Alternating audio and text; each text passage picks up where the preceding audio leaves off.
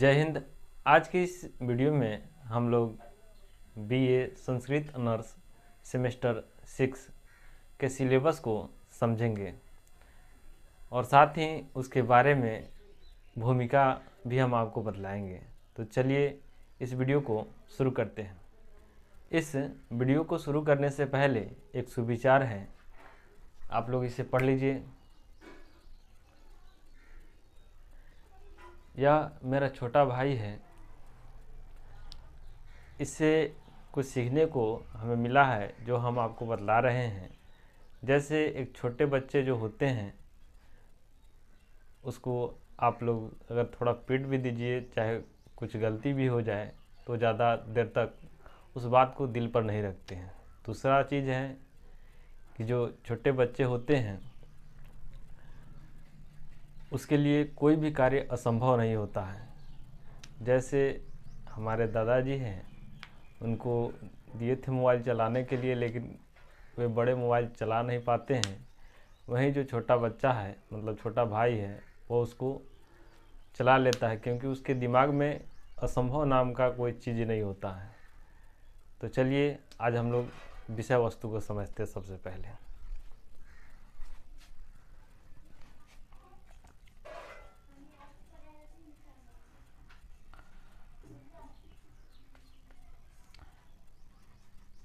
MJC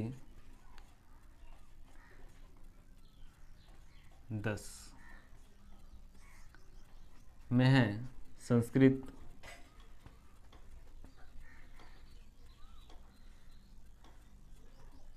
गद्य साहित्य।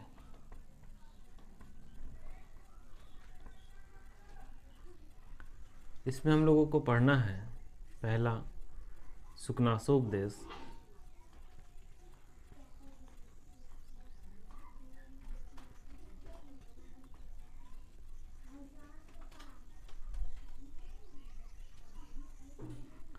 और दूसरा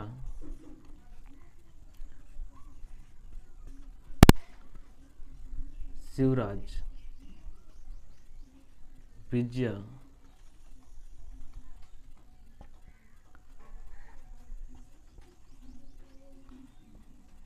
प्रथम निश्वास। दूसरा उसके बाद है एमजेसी 11। इसमें पहला पढ़ना है पहले यूनिट में कृत्य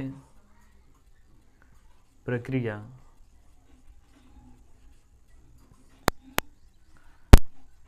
तबियत अनियर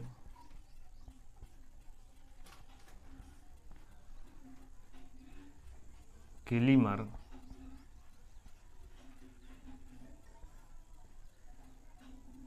यत नियत। दूसरे यूनिट में पढ़ना है कृत प्रत्यय। इसमें पढ़ना है घैया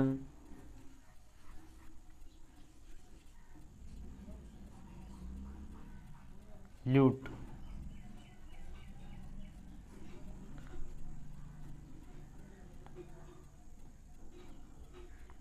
वत वतु वत वतु सत्री सानच ट खस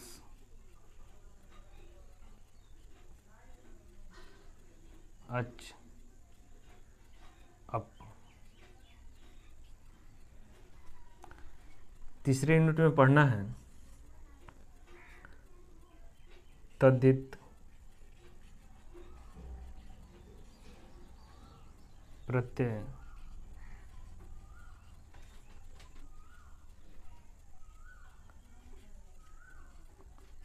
मध्यवर्तीय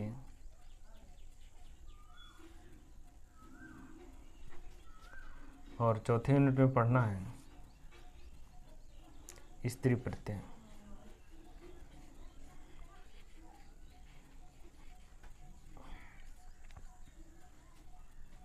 टॉप,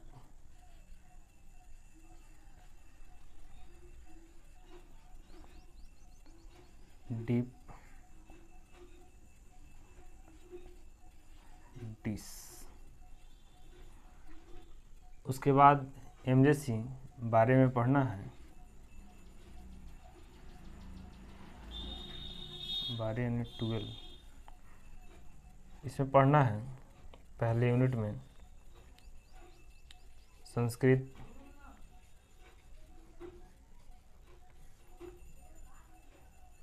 पत्र लेखन,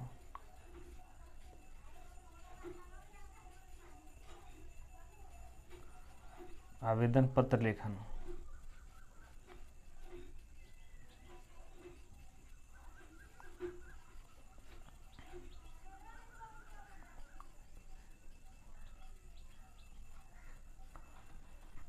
दूसरे यूनिट में पढ़ना है संस्कृत निबंध लेखन,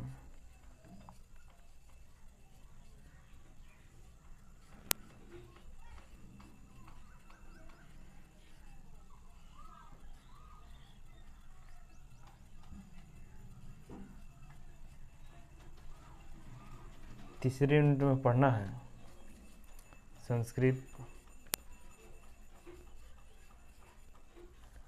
से हिंदी अनुवाद।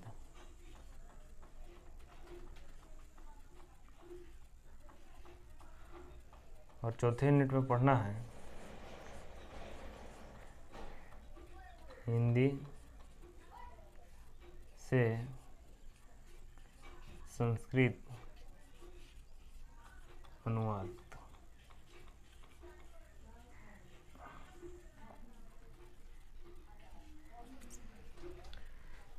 यह है हम लोगों का सिलेबस।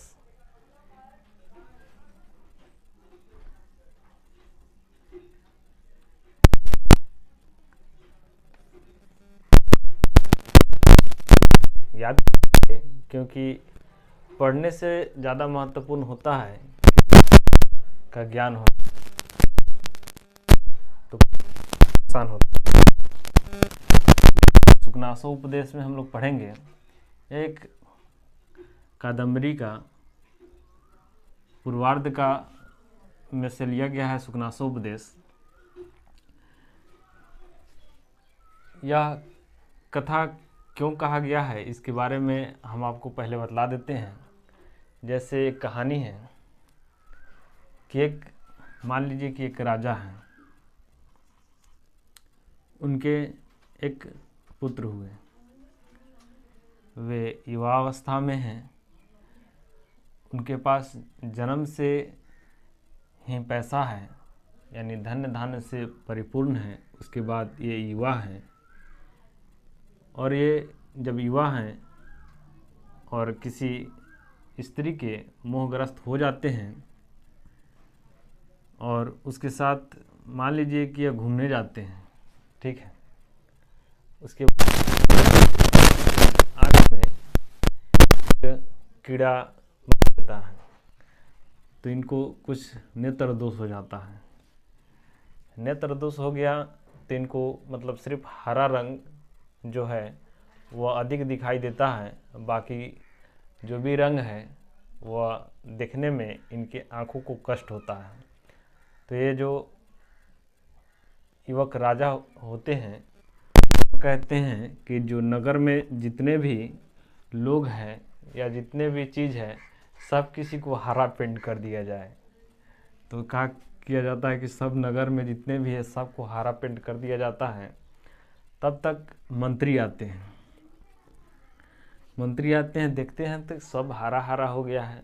तो पूछते हैं क्या बात है, वो कहते हैं इस तरह से राजा की आंख में दोष हुआ है और सबको हरा हरा पेंट करा दिए हैं। तो कहते हैं अच्छा ऐसा बात है। तो जाते हैं और राजा को समझाते हैं कि उन्हीं को हरा चश्मा पहना देते हैं और उसके बाद जितने को देखते हैं सब हरा हरा दिखता है। तो जो मंत्री होते हैं वो कहते हैं कि राजन, आप इतने धन में मदमस्त नहीं हो जाइए और प्रजा के सुख को, प्रजा के हित को ध्यान में रख कर के कार्य कीजिए, क्योंकि अपने राज्य में अपना शासन चला सकते हैं लेकिन दूसरे राज्य में जाइएगा तो आपका जो कृति है वह कलंकित होगा, क्योंकि अपने राज्य में सबको हारा कर दिए, लेकिन अगर दूसरे राज्य में जा कर के कहिएगा कि उस राज्य को भी हम हारा कर दें तो ऐसा संभव नहीं हो सकता है।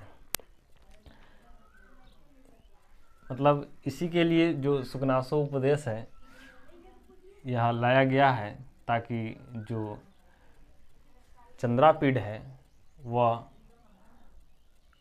कभी भी स्त्री के वश न आए और लक्ष्मी के बारे में अच्छे से के अपने जो राज्य है उसको अच्छे से चला सकें। एक कहानी है, लेकिन दूसरा हम आपको उदाहरण देते हैं। जैसे इतिहास में आप लोग पढ़े होइएगा कि जो धनानंद होते हैं और सिकंदर भारत की ओर बढ़ते हैं तो जाते हैं आचार्य चाणक्य के समझाने के लिए धनानंद को। तो जो धनानंद होता है वह नशे में चूर होता है, नशे में चूर होता है। उसके बाद जैसे ही आचार्य चाणक्य धनानंद के पास पहुंचते हैं, कहते हैं कि सिकंदर आक्रमण करने वाला है, तो जो धनानंद होता है कहता है कि अब आप हमको समझाइएगा, और जो आचार्य चाणक्य होते हैं उनको उठवा करके बाहर फेंकवा देता है कि इनको बाहर निकाल दीजिए। तो वहीं जो आचार्य चाणक्य होते हैं वो संकल्प लेते हैं और चंद्रगुप्त मौर्य को खड़ा करते हैं और धनानंद के संपूर्ण स्वराज्य को समाप्त करते हैं। इसलिए देखिए, सुकनासोपदेश पढ़िएगा, उसके बाद समझ आएगा कि जो लोग होते हैं अगर 3 चीज़ पर संयम रखते हैं, जैसे पहला हो गया नशा, दूसरा हो गया लालच और तीसरा हो गया स्त्री। स्त्री ऐसे 2 रूप में ले सकते हैं। देखिए, पहला होता है प्रेम और दूसरा होता है मोह। ठीक है, जैसे मान लीजिए कि एक पुष्प है, ठीक है, मान लीजिए एक गुलाब का पुष्प है, ऐसे बनाएंगे तो बन ही जाएगा। मान लीजिए एक पुष्प है, ठीक है, और इस पुष्प को खाद दे रहे हैं, पानी दे रहे हैं, सींच रहे हैं, यानी उसकी देखभाल कर रहे हैं, इसको कहते हैं प्रेम। ठीक है, वही मोह होता है कि यह पुष्प दूसरा कोई नहीं ले ले, यानी यह अपना ही होना चाहिए, यह होता है मोह। प्रेम यह होता है जैसे कोई भी व्यक्ति दूर रहकर भी पास हो, उसके जो कर्तव्य है उसमें बाधक ना बने, उसके कर्तव्य को अपना कर्तव्य समझें, यह होता है प्रेम। तो सुकनासोपदेश है, ऐसे भारतीय संस्कृति में कहा जाता है कि 7 जन्मों तक साथ देंगे। तो सुकनासोपदेश में 3 जन्मों की कथा का, यानी कादम्बरी में 3 जन्मों की कथा का वर्णन है, यह हम आपको सबसे पहले सुनाएंगे। उसके बाद सुकनासोपदेश हम आपको पढ़ाएंगे। उसके बाद है शिवराज विजय। शिवराज विजय है महाराष्ट्र के श्री छत्रपति शिवाजी महाराज के विजय गाथा के बारे में इसमें वर्णन किया गया है। छत्रपति शिवाजी महाराज के बारे में क्या बतलाया आपको कि यह इतने महान व्यक्ति होते हैं कि एक बार ये जब अफजल खान से युद्ध करने के लिए जाने वाले होते हैं तो यह अपने ऊपर एक कवच लगाते हैं ताकि कोई भी शत्रु से हम बच सकें, और उसके परीक्षण के लिए एक जल्लाद को बुलाते हैं।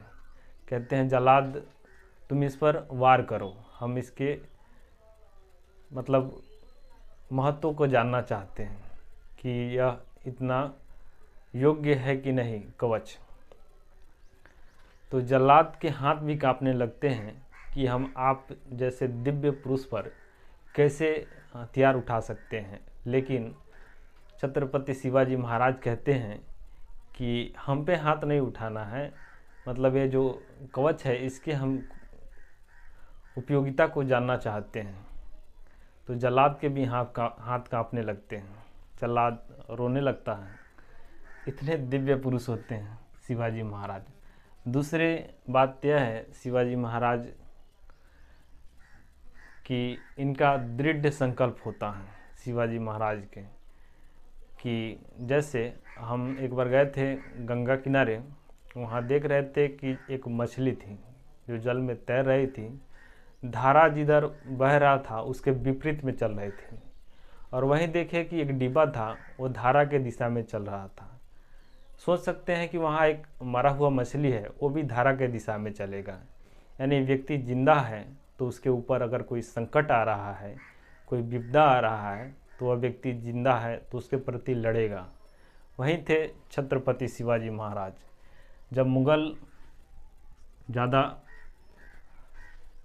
उपद्रव मचाने लगे तो शिवाजी महाराज ने अपने कृति से अपने महाराष्ट्र को बचाए थे। उसके बाद है कृत्य प्रक्रिया, उसमें है प्रत्यय के बारे में पढ़ना है। प्रत्यय मतलब होता है, जैसे हम आपको इंग्लिश की क्लास कराए थे उसमें बताए थे सफिक्स के बारे में। सफिक्स यानी जो मूल शब्द होता है उसके अंत में जोड़ करके शब्द के अर्थ को बदल देता है। जैसे मान लीजिए कि एक टाप है, टाप प्रत्यय है, स्त्री प्रत्यय है। जैसे हम पढ़ा रहे हैं, मान लीजिए अध्यापक,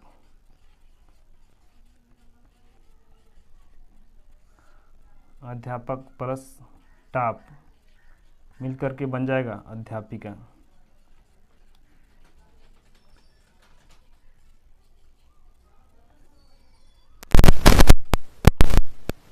अध्यापिका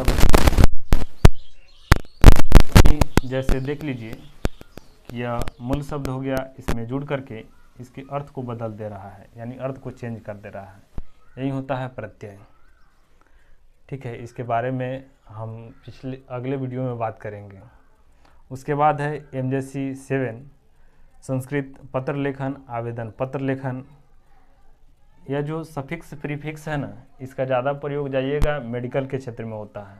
जैसे हम एक बार सोचे थे कि कुछ नहीं होगा तो कंपाउंडिंग करेंगे, तो वहाँ गए थे तो ज़्यादा देखे थे कि जो दवा होते हैं ना उसके मूल शब्द जो होते हैं उसके पहले होता है प्रीफिक्स अधिक लगते हैं, या फिर उसके बाद मतलब लास्ट होता है उसमें जुड़ते हैं सफिक्स। मेडिकल के क्षेत्र में इसका ज़्यादा यूज होता है प्रीफिक्स सफिक्स का।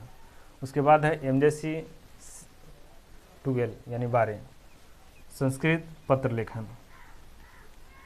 उसके बाद है आवेदन पत्र लेखन। तो इसको हम आपको लिख करके बताएंगे। जैसे आप लोग लिखे होइएगा कि छुट्टी के मतलब 2 दिनों के छुट्टी के लिए आवेदन पत्र लिखे, या फिर कोई भी फॉर्म को स्कूल में अगर सुधरवाना है, या फिर बैंक में जाना है, आधार कार्ड अपडेट कराना है, उसके प्रति भी आवेदन पत्र लिखे जाते हैं। उसके बाद है संस्कृत निबंध लेखन। निबंध लेखन में किन्हीं घटना व्यक्ति के बारे में निबंध लिख सकते हैं, उसके बारे में हम आपको सिखलाएंगे। उसके बाद है संस्कृत से हिंदी अनुवाद, उसको भी हम आपको सिखाएंगे। उसके बाद हिंदी से संस्कृत अनुवाद, उसको भी हम आपको सिखलाएंगे अगले वीडियो में। तो मिलते हैं अगले वीडियो में, तब तक के लिए आप लोग हंसते रहिए, मुस्कुराते रहिए। तब तक के लिए जय हिंद।